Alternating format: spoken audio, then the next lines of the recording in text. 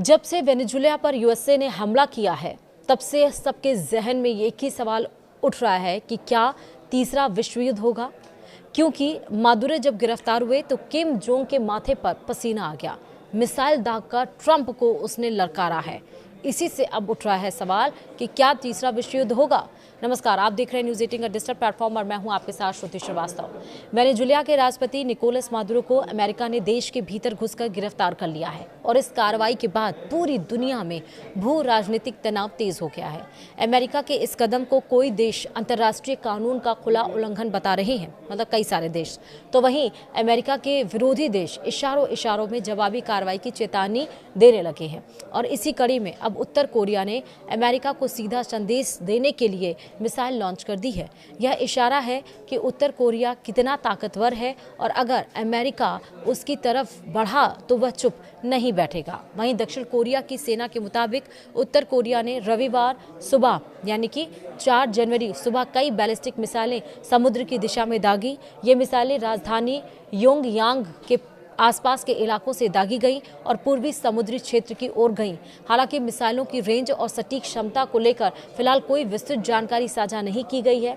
Japan भी इस launch से अलर्ट हो गया है और देश में इमरजेंसी अलर्ट भेजे गए हैं। वहीं दक्षिण कोरिया के जॉइंट चीफ्स ऑफ स्टाफ ने बताया कि लॉन्च के बाद निगरानी बढ़ा दी गई है और अमेरिका और जापान के साथ लगातार सूचनाएं साझा की जा रही हैं।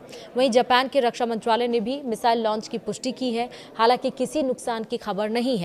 वहीं अमेरिका ने मिसाइल लॉन्च पर क्या कहा है, चलिए बताते हैं। यह मिसाइल परीक्षण ऐसे वक्त पर हुआ है जब वैश्विक स्तर पर अमेरिका पहले ही वेनेजुएला को लेकर घिरा हुआ है। अमेरिकी राष्ट्रपति डोनाल्ड ट्रंप ने दावा किया है कि अमेरिकी बलों ने बड़े पैमाने पर सैन्य कार्रवाई के बाद मादुरो को हिरासत में लिया है और इसके बाद से रूस, चीन और ईरान जैसे देश अमेरिका की मंशा पर सवाल उठा रहे हैं। विशेषज्ञ मान रहे हैं कि उत्तर कोरिया का यह कदम केवल एक हथियार परीक्षण नहीं बल्कि अमेरिका के लिए एक रणनीतिक चेतावनी है, खासकर इसलिए क्योंकि यह लॉन्च ऐसे समय में हुआ है जब दक्षिण कोरिया के राष्ट्रपति चीन दौरे पर जाने वाले हैं और कोरियाई प्रायद्वीप पर कूटनीतिक गतिविधियां तेज है। वहीं अमेरिका की इंडो पैसिफिक कमांड ने बयान जारी कर कहा है कि इसे उत्तर कोरिया के मिसाइल लॉन्च की जानकारी है और फिलहाल इससे अमेरिका या उसके सहयोगियों को कोई तत्कालिक खतरा नहीं है। साथ ही अमेरिका ने दोहराया कि वह अपने सहयोगी देशों की सुरक्षा के लिए